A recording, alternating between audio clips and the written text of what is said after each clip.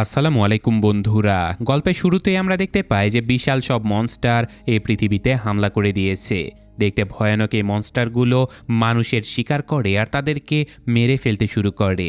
অবস্থা এমন পর্যায়ে পৌঁছে যায় যে এই পৃথিবী থেকে সকল মানুষ প্রায় নিঃশেষ হয়ে যায়। কেউ বুঝতেই পারে না যে এই মনস্টারগুলো কোথা থেকে এসেছে। কেউ কেউ ভাবে যে এটা হয়তো তাদের পাপের শাস্তি, তো আবার কেউ ভাবে যে কোনো বিছা বা বিষাক্ত পোকার কামড়ে মানুষের শরীরে এমন ইনফেকশন ছড়িয়ে পড়ে যার ফলে মানুষেরাই মনস্টারে পরিণত হয়। এছাড়াও অনেকেই ভাবে যে এগুলো হয়তো এলিয়েন হতে পারে।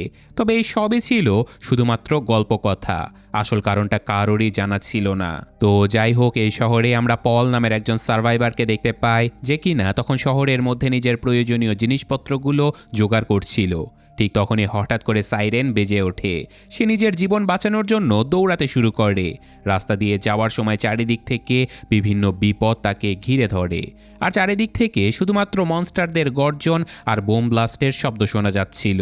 সেই শব্দে পুরো পৃথিবী কাঁপছিল আর আকাশ কালো ধোঁয়ায় ঢেকে গিয়েছিল। এখানে পল বিপদ কেটে যাওয়ার অপেক্ষায় একটা খালি বাড়ির ভেতরে চলে যায়। সেখানে সে দুটো ছোট বাচ্চাকে দেখতে পায় যারা কান্না করছিল। পল বাচ্চা দুটোকে নিজের কাছে নিয়ে নেয়, আর এরপর অনেক বছর কেটে যায় আর আমরা দেখতে পাই যে পল যেই দুটো বাচ্চাকে নিজের কাছে রেখে দিয়েছিল তারা সময়ের সাথে সাথে এখন অনেক বড় হয়ে গেছে। তারা প্রয়োজনীয় সব জিনিসপত্র জোগাড় করার কাজে পলকে অনেক সাহায্য করত। কিন্তু রাত হবার আগে তাদের বাড়িতে ফিরে আসতে হতো, কারণ এখন পর্যন্ত এই পৃথিবীতে রাতের বেলা ওই মনস্টারেরা মুক্তভাবে ঘুরে বেড়াতে পারত। আর আজকেও নিয়ম মেনে সন্ধ্যার সময় পলের ছেলে জোসেফ প্রথমে বাড়িতে ফিরে আসে। সে তার কুকুরটাকে ঘরের ভেতরে ঢুকিয়ে নেয় আর ঘরের সকল দরজা জানালা ভালো করে বন্ধ করে ফেলে। ওদিকে পল বাইরে দাঁড়িয়ে তার দ্বিতীয় ছেলে থমাসের জন্য অপেক্ষা করতে থাকে, যে কিনা সব সময়ের মতো আজকেও অনেক দেরি করে ফেলেছে। থমাস বাড়িতে ফিরতে সে নিজের সাফাই গাইতে শুরু করে দেয়। সে বলে যে বাবা, তুমি তো জানোই যে ফার্মে কাজ করতে আমার কতটা ভালো লাগে, আর ওখান থেকে আস্তে আস্তে অনেকটা দেরি হয়ে যায়, এতে আসলে আমার কোনো দোষ নেই। তো এই ফার্মগুলো যেখানে থমাস কাজ করত সেগুলো আসলে তাদের প্রতিবেশীদের ছিল। তো পল তখন তাকে সতর্ক করে দেয় যে পরের বার যদি দেরি হয় তাহলে তাকে আর বাউন্ডারির বাইরে যেতে দেয়া হবে না। তো যাই হোক, তারা রাতের বেলা খাবার খেতে বসার আগে ঘরের সকল দরজা জানালাগুলো ঠিকমতো লক করা আছে কিনা সেগুলো চেক করে নেয়। তারপর তারা রাতের বেলা বেশ ভালো একটা ডিনার সারে। আর ঠিক খাওয়া দাওয়া করার মাঝখানেই জোসেফ থমাসের ফার্মে যাওয়া নিয়ে মজা করতে শুরু করে, কারণ সে জানতো যে থমাস তার প্রতিবেশী রোজকে অনেক পছন্দ করে। তো জোসেফ মজা নিতে থমাস এতটাই রেগে যায় যে তাদের দুজনের মধ্যে ঝগড়া শুরু হয়ে যায়। এইসব কিছু দেখে রাগের মাথায় পল তাদেরকে ধমক দিয়ে বলে যে চুপচাপ বসে পড়ো, তোমরা মানুষ, কোনো পশু নও যে এভাবে একে অপরের সাথে লড়াই করবে। তো এইসব কিছুর মধ্যে হঠাৎ পল খেয়াল করে যে তার কুকুরটা আজকে অদ্ভুতভাবে মাটিতে ঘষাঘষি করছে। সে দরজার দিকে তাকিয়ে অনুভব করে যেন কেউ দরজায় নক করছে। থমাস আর পল চেক করতে যায়, আর তখনই তারা বুঝতে পারে যে এই বিপদ থেকে তারা এত বছর ধরে নিজেদেরকে বাঁচিয়ে আসছিল, আজকে সেই বিপদ তাদের দরজায় এসে দাঁড়িয়েছে। আসলে দরজার ওপাশে সেই ভয়ঙ্কর মনস্টার ছিল যে কিনা ঘরের ভেতরে ঢোকার চেষ্টা করছিল। পল আর থমাস শক্ত করে ওই দরজাটা বন্ধ করার চেষ্টা করে যাতে করে ওই প্রাণীটা ভেতরে আসতে না পারে। তখন থমাস জোসেফকে বকা দিয়ে বলে যে তুমি ওখানে বসে বসে করছোটা কি, আমাদেরকে সাহায্য কেন করছো না? তুমি কি দেখতে পাচ্ছ না যে এটা কত বড় বিপদ? উত্তরে জোসেফ বলে যে না, আমি বাস ওই মনস্টারের আচরণ খেয়াল করছিলাম। ও প্রথমবার 20 সেকেন্ড ধরে নক করেছে, দ্বিতীয়বার 10 সেকেন্ড, আর শেষবার মাত্র একবার নক করে এখান থেকে চলে গেছে। এখানে জোসেফের ধারণা যে ওই প্রাণীটা প্রথম 20 সেকেন্ড ধরে আসলে দরজাটা চেক করছিল।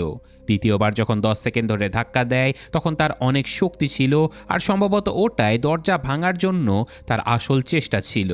কিন্তু 10 সেকেন্ডে যখন দরজাটা ভাঙে না বা খোলে না, তখন শেষমেশ ক্লান্ত হয়ে প্রাণীটা একবার নক করে এখান থেকে চলে গেছে। পল তার এই কথাগুলো খুবই মনোযোগ দিয়ে শোনে। তো যাই হোক, এখন সকাল হয়ে যায়, আপাতত বিপদ কেটে গেছে।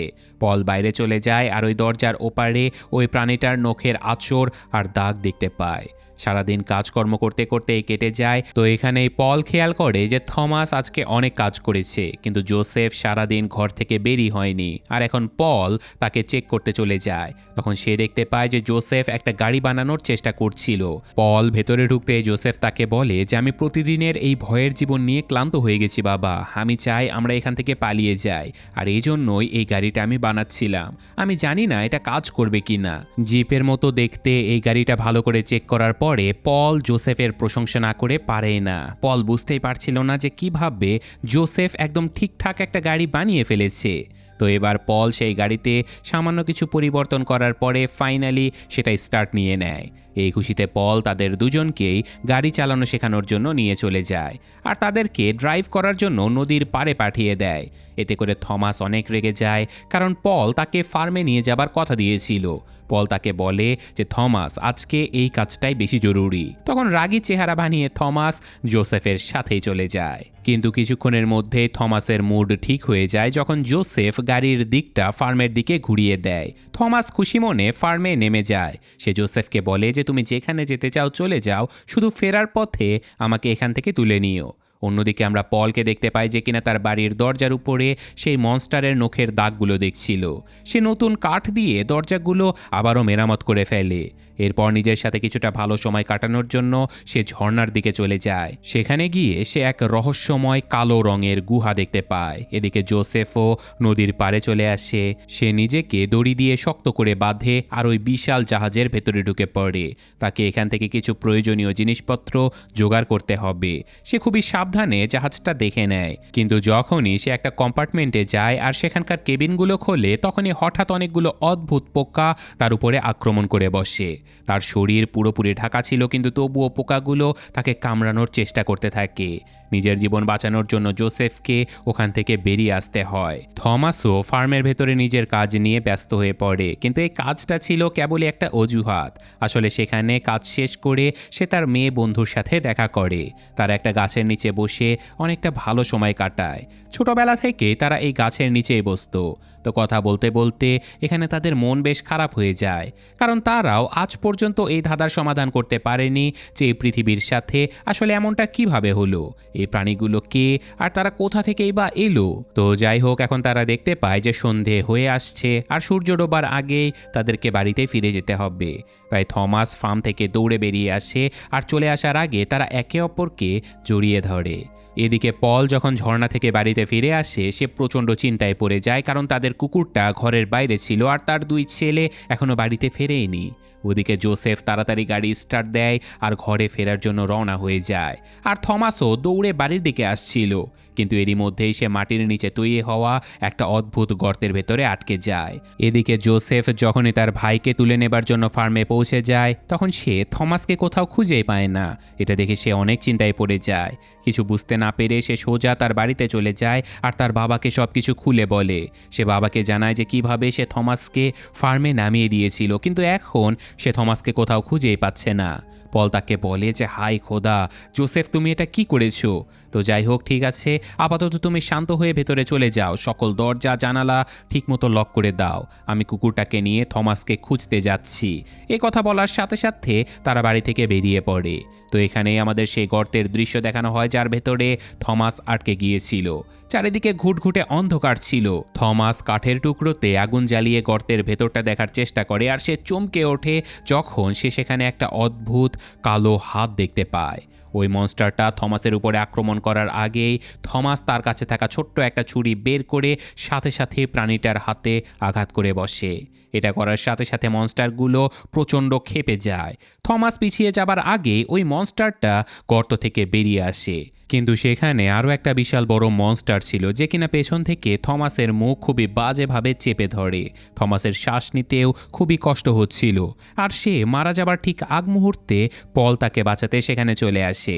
পলও ওই প্রাণীটাকে পেছন থেকে জাপটে ধরে। প্রথমে সে থমাসকে প্রাণীটার হাত থেকে ছাড়িয়ে নেয়, আর তারপর তার ছুরি দিয়ে ওটাকে আঘাত করতে থাকে।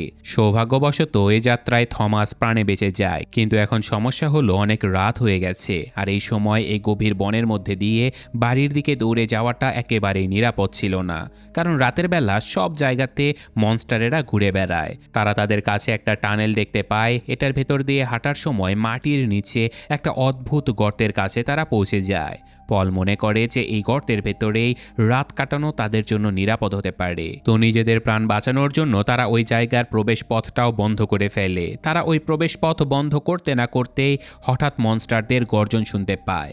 বিপদ টের পেতে পল তার কাছে থাকা জিনিসপত্র দিয়ে আলো জ্বালায়, আর এটা করতেই তাদের ওই গর্তের মধ্যে ভয়ানক এক ভূমিকম্পের মতো কাঁপুনি শুরু হয়ে যায়। তাদের কুকুর ঘেউ ঘেউ করে তাদেরকে বোঝানোর চেষ্টা করে যে এখানে বিপদ আছে। পল বুঝতে পারে যে ঠিক মাটির এই গর্তের উপরেই মনস্টারগুলো রয়েছে, যাদের হাত থেকে সে এত বছর ধরে পালিয়ে বেড়াচ্ছে।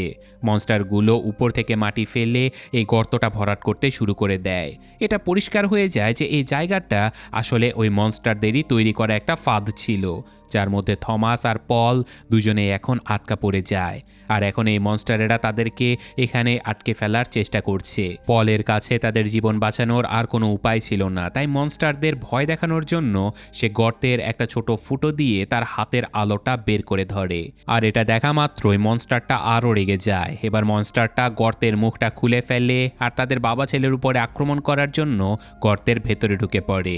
মনস্টারটা ভেতরে আসা মাত্রই পল থমাসকে গর্ত থেকে বাইরে বের করে দেয়। আর ওই মনস্টারটাকে মারার জন্য পল তার কাছে থাকা ছোটখাটো জিনিসপত্র দিয়ে একটা ব্লাস্ট ঘটায়। এতে করে সে নিজেও আহত হয়ে যায়। এদিকে বাড়িতে জোসেফ মনস্টারদের কথা বলার শব্দ শুনতে পায়, আর সে তাদের হাত থেকে পালানোর পরিকল্পনা করতে থাকে। তাই সে তার চেয়ারটা ঠিক মেইন দরজার সামনে রাখে আর চেয়ারের সাথে একটা দড়ি বেঁধে সেখানেই বসে পড়ে। তবে বসে থাকতে থাকতে হঠাৎ করে সে ঘুমিয়ে পড়ে। কিন্তু মনস্টারগুলো তখনও তার বাড়ির বাইরেই ছিল। আর এখানে দরজার একটা ছোট্ট ছিদ্র দিয়ে একটা মনস্টার জোসেফকে দেখতে পায়। তো জোসেফকে ঘুমাতে দেখে সেই মনস্টারটা দরজায় ঝোলানো ওই কাঠটা সরিয়ে ফেলে আর খুব সাবধানে জোসেফের দিকে তাকায়। আর জোসেফ সত্যি ঘুমাচ্ছে কিনা এটা দেখার জন্য সেই মনস্টারটা তার নখ জাদুর কাঠির মতো লম্বা করে জোসেফের মুখের কাছে নিয়ে যায়। যখন জোসেফ কোনো প্রতিক্রিয়া দেখায় না, তখন মনস্টারটাও বুঝে নেয় যে জোসেফ সত্যিই ঘুমাচ্ছে। তো এখন মনস্টারটা ধীরে ধীরে দরজা খুলে ভেতরে ঢুকে পড়ে। আর এখন মনস্টারটা ভেতরে আসতে জোসেফ তার চেয়ারের সাথে বাঁধা দড়িটা এক টানে খুলে ফেলে, আর চোখের পলকেই উপর থেকে একটা খাঁচা পড়ে আর মনস্টারটা সেই খাঁচার ভেতরে আটকা পড়ে যায়। আসলে এখানে আমরা বুঝতে পারি যে জোসেফ কখনোই ঘুমায়নি। এখানে যা কিছু হলো সবকিছুই তার প্ল্যান ছিল। সে আসলে একটা মনস্টারকে জ্যান্ত বন্দি করার প্ল্যান বানিয়েছিল। তো এখন সে ওই বন্দি মনস্টারটার উপরে একটা কম্বল দিয়ে দেয়। তো এদিকে সকাল হয়ে গিয়েছিল আর জোসেফের বাবা আর ভাই তখনও বাড়িতে ফেরেনি। তাদের কোনো খোঁজই পাওয়া যাচ্ছিল না। তারা ফিরবে কি ফিরবে না এই সব কিছু নিয়ে জোসেফ অনেক টেনশনে পড়ে গিয়েছিল। তাই সে এখন তার গাড়ি নিয়ে তার বাবা আর ভাইকে খুঁজতে বেরিয়ে পড়ে। ওদিকে আমরা থমাসকে দেখতে পাই যে কিনা গর্তের প্রবেশপথটা খোলার চেষ্টায় ব্যস্ত ছিল। এরপর সে কোনো রকমে আহত পলকে ওই গর্ত থেকে বের করে আনে। তাদের কুকুরটাও এই সুযোগে বেরিয়ে আসে, আর কুকুরটা দূর থেকে জোসেফের গাড়ির শব্দ শুনতে পায় আর সে দৌড়ে জোসেফের কাছে চলে আসে আর তাকে থমাস এবং পলের কাছে নিয়ে যায়। পলকে আহত অবস্থায় দেখে জোসেফ অনেক কষ্ট পায়, আর এখন দুই ভাই মিলে পলকে কোনো রকমে গাড়িতে তুলে তাদের বাড়িতে ফিরিয়ে নিয়ে আসে। তো পলের এমন আহত অবস্থায় তার চিকিৎসার খুবই দরকার ছিল। তারা এখনও তাদের বাবার চিকিৎসার ব্যাপারে কথা বলছিল। ঠিক তখনই থমাস সেখানে ওই খাঁচাটার দিকে তাকায়। সে খাঁচার উপর থেকে কম্বল ছড়াতে না সরাতেই দেখতে পায় যে তার ভেতরে একটা মনস্টার। জোসেফ তাকে বলে যে ওটা আবার ঢেকে রাখো, আলোতে মনস্টারদের অনেক কষ্ট হয়। তো এখানে পলের ব্যান্ডেজ করার সময় জোসেফ তাকে জানায় যে হয়তো কাল রাতে দুটো মনস্টার এখানে এসেছিল, যাদের মধ্যে একটাকে আমি ধরে ফেলেছি। মনস্টারেরা আসলে আমাদের চেয়েও অনেক বেশি বুদ্ধিমান। সে ওই মনস্টারদের নিয়ে গবেষণা করতে চায়। থমাস তখন তাকে বলে যে কাল রাতে বাবা ওই গর্তের ভেতরে অনেকগুলো মনস্টারকে ব্লাস্ট করে মেরে ফেলেছে। জোসেফ অবাক হয়ে বাবাকে জিজ্ঞাসা করে যে তুমি সত্যি এমনটা করেছো বাবা? পল উত্তর দেয় যে হ্যাঁ, আমাকে তো কয়েকটা মনস্টারকে মারতে হয়েছে। এটা শুনে জোসেফ বলে যে তাহলে মনস্টারেরা নিশ্চয়ই প্রতিশোধ নিতে আসবে, কারণ ওরা বেশ বুদ্ধিমান। থমাসের কাছে কথাগুলো একেবারেই ফালতু মনে হয়। সে তাদের ঘরে আটকে রাখা মনস্টারটাকে মেরে ফেলতে চায়। সে তাড়াহুড়ো করে খাঁচাটা খুলেও ফেলে, যদিও জোসেফ তাকে থামানোর অনেক চেষ্টা করে। কিন্তু এদিকে ভয়ে ওই মনস্টারটা খাটের নিচে লুকিয়ে পড়ে। মনস্টারটাকে দেখে তাদের কুকুরটা ঘেউ ঘেউ করতে থাকে আর কুকুরের ডাক শুনে হঠাৎ মনস্টারটার আচরণে পরিবর্তন চলে আসে। ভয় পাওয়া সেই মনস্টারটা হঠাৎ করে বাঘের মতো সাহসী হয়ে ওঠে। সে জোসেফ আর থমাসের উপরে আক্রমণ করার জন্য এগিয়ে চলে আসে। ওই মনস্টারের আক্রমণ থেকে বাঁচার জন্য জোসেফ একটা লাঠি দিয়ে ওটাকে দূরে সরানোর চেষ্টা করে, আর 1 সেকেন্ডও সময় নষ্ট না করে থমাস তার কুড়াল দিয়ে সেই মনস্টারটার ঘাড় শরীর থেকে আলাদা করে দেয়। অবশেষে মনস্টারটা মারা তো যায়, কিন্তু জোসেফ ওটার উপরে গবেষণা করতে চায়, তাই সে ওই মৃত মনস্টারটাকে তাদের বেসমেন্টে নিয়ে চলে যায়। সে মনস্টারটাকে স্টাডি করার জন্য শরীরে অনেকগুলো কাটাকাটিও করে, তবুও সে বুঝতে পারে না যে এই মনস্টারটা দেখতে আসলে কিসের মতো, মানুষের মতো নাকি কোনো পশুর মতো। সে এখনো কিছুই বুঝতে পারছিল না। তো কাজ করার সময় থমাস আবারও তার কাছে চলে আসে। আসলে সে জোসেফকে রোজদের বাড়িতে নিয়ে যেতে চায়। তাদের অনেকগুলো ফার্ম ছিল, একটা সুন্দর বাড়ি ছিল, আর সেই বাড়ির চারপাশে বেড়াও দেয়া ছিল। সেখানে তারা মনস্টারদের হাত থেকে নিরাপদে থাকতে পারবে। সেখানে হয়তো পলের জন্য ঔষধও পাওয়া যাবে। কিন্তু জোসেফ মনে করে যে তাদের প্রতিবেশীরা তাদের কোনোভাবেই সাহায্য করবে না। তো এখানে থমাসের জেদাজেদিতে তারা পলকে গাড়িতে বসায় আর রোজদের বাড়ির উদ্দেশ্যে নিয়ে চলে যায়। তো এখানে গিয়ে জোসেফের কথাটাই সত্যি হয়, কারণ তারা তাদেরকে কোনো সাহায্য করতে মানা করে দেয়। তারা বলে যে আমাদের কাছে পর্যাপ্ত ঔষধ বা খাবার কিছুই নেই, আমরা 3 জন মানুষকে এখানে রাখতে পারবো না। তো এখানে বাড়ির মালিক অর্থাৎ রোজের বাবা বলে যদি থমাস থাকতে চায় তাহলে সে থাকতে পারে, কারণ সে প্রতিদিন আমাদের ফার্মের কাজে অনেক সাহায্য করে। তাদের কথা শুনে জোসেফ ফিরে আসতে থাকে আর থমাস তার পিছু নেয়, কিন্তু সে এবার অনেক রেগে ছিল। সে রাগের মাথায় থমাসকে উল্টাপাল্টা কথাও বলে। তার কথা শুনে থমাস প্রচণ্ড রেগে যায় আর আবারও তাদের মধ্যে মারামারি বেঁধে যায়। থমাস জোসেফকে মারতে থাকে, কিন্তু যখন সে বুঝতে পারে যে সে ভুল করেছে তখনই সে উঠে দাঁড়ায়। জোসেফ উঠে তার গাড়ি স্টার্ট দেয় আর অজ্ঞান বাবাকে নিয়ে সেখান থেকে চলে যায়। ওইদিকে থমাস রোজের পরিবারের সাথে থেকে যায়। থমাস সেখানে বেশ ভালো ভালো খাবার খেতে পায় আর রোজ তাকে নিজের ঘরে নিয়ে চলে যায়। আর এদিকে জোসেফ যে কিনা পলকে নিয়ে যাচ্ছিল, সে রাস্তার মাঝে খেয়াল করে যে বনের পশুরা খুবই দ্রুত ছোটাছুটি করছে। এর মানে হলো ওই প্রাণীগুলো অর্থাৎ ওই জন্তুগুলো মাটির নিচ দিয়ে চলাফেরা করছে। তো সে যখন তার বাড়ির কাছে চলে আসে, সে তার বাড়ির পাশে একটা ফাটল দেখতে পায়। সে বুঝতে পারে যে এই ফাটল ওই মনস্টারেরাই তৈরি করে ফেলেছে, অর্থাৎ তার ধারণা একেবারে সঠিক ছিল, কারণ এই মনস্টারেরা এখানে প্রতিশোধ নিতে এসেছে। নিজেদের প্রাণ বাঁচাতে হলে তাকে এখন যুদ্ধের জন্য প্রস্তুত হতে হবে। তাই সে এবার পলকে একটা নিরাপদ জায়গাতে রেখে দেয়। এরপর সে ঘরের ভেতরে সব অদ্ভুত জিনিসপত্রগুলো জোগাড় করে নতুন একটা প্ল্যান করতে শুরু করে। সে তার ঘরের সকল দরজা জানালা বন্ধ করতে শুরু করে, আর যখন সে হাঁটছিল তখনই সে মেঝের ফাটলের মধ্যে আটকা পড়ে যায়। জোসেফ বুঝতে পারে যে ওই মনস্টারেরা মাটির নিচে গর্ত করে টানেল বানিয়ে তাদের ঘরের ভেতরে পৌঁছে গেছে। অন্যদিকে রোজের বাড়িতে আমরা দেখতে পাই যে থমাস তাদের কিচেন চেক করছিল। রোজ সেখানে চলে আসে, আর তখন থমাস রোজকে বুঝিয়ে বলে যে আমি কোনো চোর নই, আমি আসলে আমার বাবার জন্য খুবই চিন্তিত, তাই বাবার জন্য কোনো ঔষধ পাই কিনা সেটাই খুঁজছিলাম। তাকে চিন্তিত দেখে রোজ তাকে কিছু ঔষধ এনে দেয়। থমাস তাকে ধন্যবাদ জানায় আর জড়িয়ে ধরে। এরপর সে সেখান থেকে বেরিয়ে আসে আর কথা দেয় যে সে নিশ্চয়ই ফিরে আসবে। তো তাদের সকল কথাবার্তা এখানে আবার একজন চাকর শুনে ফেলে, আর সে বেরিয়ে এসে থমাসের দিকে সোজা বন্দুক তাক করে ধরে। সে তাকে চোর বলতে থাকে, কিন্তু থমাস সবাইকে বোঝানোর চেষ্টা করে যে রোজ নিজে আমাকে এই ঔষধগুলো দিয়েছে, আমি কোনো চুরি করিনি। কিন্তু কেউ তার কথা শুনতে রাজি না। তারা হয়তো তাকে গুলি করে দিত, কিন্তু এই চাকরেরা থমাসকে একটা বার রুমের ভেতরে নিয়ে যায় আর সেখানে গান বাজিয়ে দেয়। তারা থমাসকে মাটির সাথে বেঁধে ফেলে, আর দূরে দাঁড়িয়ে থাকা একজন লোক তার দিকে বন্দুক তাক করে থাকে। তারা তাকে গুলি করতেই যাচ্ছিল, কিন্তু গুলি করার আগেই তার পায়ের নিচের মাটি ভেঙে যায় আর সে মাটির নিচে পড়ে যায়। অন্য একটা লোক তাকে চেক করতে চলে আসে, আর এরই মধ্যে একটা বিশাল অদ্ভুত কালো মনস্টার সেখানে চলে আসে। মনস্টারদের আওয়াজ শুনে ভেতরে রোজের বাবা মাও জেগে ওঠে। অন্য পাশে কি হচ্ছে তা দেখার জন্য রোজের বাবা যখন মোমবাতি হাতে দরজা খুলতে যায়, তখনই একটা প্রাণী তার উপরে হামলা করে দেয়। এই প্রাণীটা এতটাই ভয়ানক ছিল যে সে এটাকে সামলাতেই পারছিল না। তার হাতে থাকা মোমবাতিটাও নিচে পড়ে যায়, যার ফলে পর্দায় আগুন ধরে যায়। আর আগুনের আলো দেখে মনস্টারটা এই লোকটাকে ছেড়ে দেয় আর রোজের মাকে গিয়ে ধরে ফেলে। নিজের স্ত্রীকে বাঁচানোর জন্য রোজের বাবা ওই মনস্টারটাকে জাপটে ধরে আর পেছনের সামনের দিকে ধাক্কা দেয়। রোজের মা উঠে দাঁড়ায় আর রোজকে খোঁজার জন্য বাইরের দিকে দৌড়াতে শুরু করে, কিন্তু সে সামনে যাবার আগেই মনস্টারটা তাকে ধরে ফেলে আর তার শরীরে আঘাত করে এ যাত্রায় তাকে মেরেই ফেলে।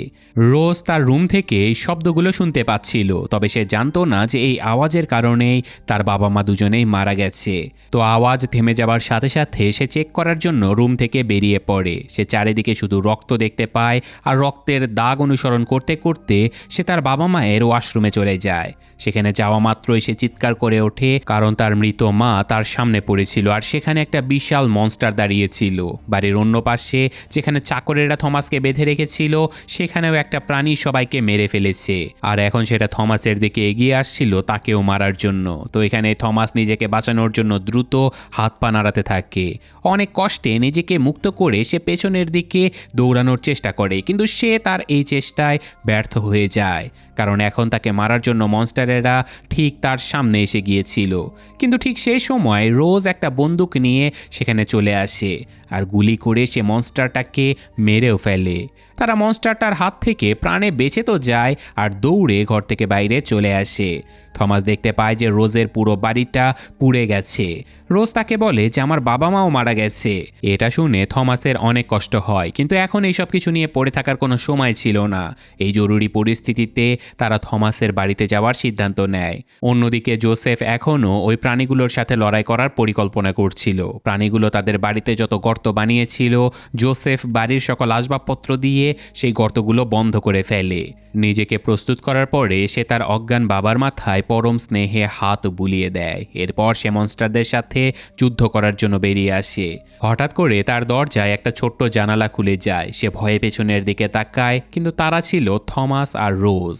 তাদেরকে দেখে জোসেফ স্বস্তির নিঃশ্বাস ফেলে। থমাস তার ভাইকে সাহায্য করতে এখানে এসেছে, আর জোসেফেরও এখন তার ভাইয়ের অনেক প্রয়োজন ছিল। তারা এখন এই বিষয় নিয়ে কথা বলছিল, ঠিক তখনই পেছন থেকে পলের আওয়াজ আসে।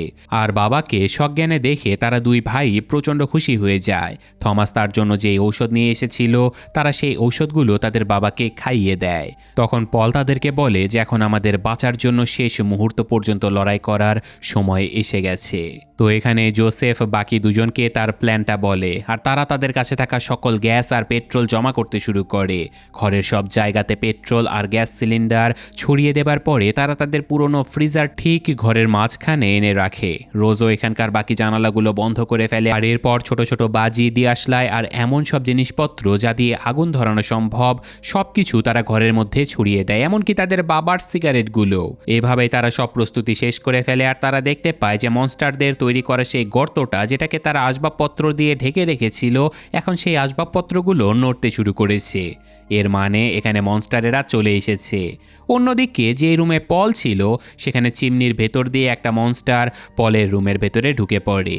এখানে গর্ত থেকেও একটা মনস্টার বেরিয়ে আসে, যার উপরে থমাস পেছন থেকে আক্রমণ করে দেয়। কিন্তু ভয়ঙ্কর আক্রমণের পরেও মনস্টারটা কিন্তু মরে না, উল্টে সে থমাসের উপরে হামলা করে বসে। আর থমাস মারা যাবার আগে এবার থমাস মনস্টারের মাথায় আঘাত করে আর তাকে মেরে ফেলে। এখানে তৃতীয় আরও একটা মনস্টার রোজের উপরে হামলা করে, আর নিজের জীবন বাঁচাতে সে বন্দুক দিয়ে গুলি করে এবারের এই মনস্টারটাকেও মেরে ফেলে। এরই মধ্যে পল তাদের কাছে চলে আসে, যে কিনা পুরো রক্তে ভেজা ছিল। তার উপরেও আসলে মনস্টারেরা হামলা করেছিল, কিন্তু সে নিজেও মনস্টারটাকে মেরে ফেলতে সক্ষম হয়েছে। একে একে অনেকগুলো মনস্টার সেখানে চলে আসে, আর পল তাদের উপরে এলোপাথারি গুলি চালাতে থাকে। কিন্তু এতগুলো মনস্টার মারা সত্ত্বেও প্রচুর মনস্টার তাদের দিকে এগিয়ে আসতেই থাকে। তো এইসব কিছু করতে গিয়ে পলের বন্দুকের সকল গুলি শেষ হয়ে যায়, আর এখন পল বন্দুকটা উল্টো করে পিটিয়ে সেই রাক্ষসগুলোকে মারতে থাকে। আবার পেছন থেকে রোজ আর জোসেফ সেই মনস্টারদেরকে মারছিল, কিন্তু মনস্টারদের সংখ্যা ধীরে ধীরে যেন বেড়েই যাচ্ছিল। নিজেদেরকে বাঁচাতে পল এবার তাদের প্ল্যান অনুযায়ী কাজ করতে বলে। তারা তিনজন গিয়ে ওই ফ্রিজারের ভেতরে বসে পড়ে, যেটা তারা ঘরের একেবারে ভেতরে এনেছিল। এরপর পল পুরো ঘরে আগুন ধরিয়ে দেয়, আর কাঠের আসবাবপত্র আর সকল জায়গাতে পেট্রোল থাকার কারণে ঘরটা পুরোটাই একটা বোমার মতো ব্লাস্ট হয়ে যায়। আর এই ব্লাস্টে অনেকগুলো মনস্টার ঘটনাস্থলেই মারা যায়, কিন্তু ফ্রিজারটা অনেকক্ষণ ধরে নড়তে থাকে। আর যখন সেটা থামে তখন তারা ভেবেছিল যে হয়তো এখন কিছুটা শান্তি পাওয়া যাবে। তারা তাড়াতাড়ি ফ্রিজার থেকে বেরিয়ে আসে আর পলকে খোঁজার চেষ্টা করে, যাকে তারা সেখানে দেখতেই পাচ্ছিল না। এখানে জোসেফ যে একটা কাঠের টুকরো তোলে, তখনই নিচ থেকে একটা মনস্টার যে কিনা তখনও আগুনে জ্বলছিল, সে তাদের উপরে হামলা করার চেষ্টা করে। তো এখানে নিজেদেরকে বাঁচানোর জন্য তারা ঘর থেকে বেরিয়ে আসে আর গাড়ি নিয়ে পালাতে শুরু করে, কিন্তু জ্বলন্ত মনস্টারগুলো নিজেদেরকে একটা টায়ারের মতো গোল বানিয়ে তাদেরকে ধাওয়া করতে থাকে। রোজ বন্দুক দিয়ে তাদের উপরে হামলা করে, কিন্তু কোনো গুলিতেই সেই মনস্টারদের কিছুই হচ্ছিল না। মনস্টার দিয়ে তৈরি ওই টায়ারটা তাদের খুবই কাছে আসতেই রোজ বন্দুকের পেছনের অংশ দিয়ে বাড়ি মারে, আর ওই টায়ারটা এবার ভেঙে যায়। মনস্টারগুলো এখান থেকে ছিটকে পড়ে আর সব জ্বলে পুড়ে ছাই হয়ে যায়, কিন্তু তারা গাড়ি থামায় না। মাইলের পর মাইল যাবার পরে তারা দেখতে পায় যে মনস্টারেরা আর তাদের পিছু নিচ্ছে না, অর্থাৎ তারা এখন কিছুটা হলেও নিরাপদ। এই সময় তাদের তিনজনের নজর আকাশের দিকে চলে যায়, কারণ কালো আকাশে তারাগুলো তখনও জ্বলজ্বল করছিল। এই দৃশ্য তারা প্রথমবার দেখছে, কারণ প্রতিদিন রাতে এই দৃশ্য দেখার আগেই তাদেরকে ঘরের ভেতরে বন্দি হয়ে যেতে হতো। তো যাই হোক, ফাইনালি মনস্টারদের সাথে তাদের এই লড়াইয়ের সমাপ্তি ঘটে। আর এখন সকালবেলা যখন তারা তাদের বাড়িতে ফিরে আসে, সেখানে তারা কিছুই খুঁজে পায় না, সব কিছু ধ্বংস হয়ে গিয়েছিল। তো যাই হোক, এখন অবশেষে মনস্টারদের সাথে তাদের এই লড়াইয়ের সমাপ্তি ঘটে। তো এখন সকালবেলা যখন তারা তাদের বাড়িতে ফিরে আসে, সেখানে আর কিছুই অবশিষ্ট ছিল না। তারা এখন রোজের বাবা মা এবং পলের শেষকৃত্য অনুষ্ঠান সম্পন্ন করে, আর তারা সিদ্ধান্ত নেয় যে তারা তাদের যে জিনিসগুলো বেঁচে গিয়েছে সেগুলো নিয়ে এখান থেকে দূরে কোথাও চলে যাবে। তারা এটা আশা করেছিল যে হয়তো তাদের এমন কোনো যুদ্ধ আর করতে হবে না। তো ফাইনালি তাদের তিনজনকে একসাথে দেখিয়ে এই মুভিটা এখানে শেষ হয়ে যায়। যদিও এই মুভিতে এই মনস্টারদের সম্পর্কে আমাদের কোনো তথ্য দেয়া হয়নি, যে এরা কীভাবে এলো, এদের আসলে অস্তিত্ব কী। তবে আমি শুনেছি এই মুভির নাকি একটা নেক্সট পার্ট আসবে। তো এটা অনেকটা এই কোয়াইট প্লেস মুভির মতো হয়ে গেল, যেটা আমরা ধীরে ধীরে জানতে পারবো যে নেক্সট পার্টে এই মনস্টারদের আসলে অস্তিত্ব কী, এরা কী। তো আপাতত আমি আজকের মতো এখানেই বিদায় নিচ্ছি। ভালো থাকবেন, আল্লাহ হাফেজ।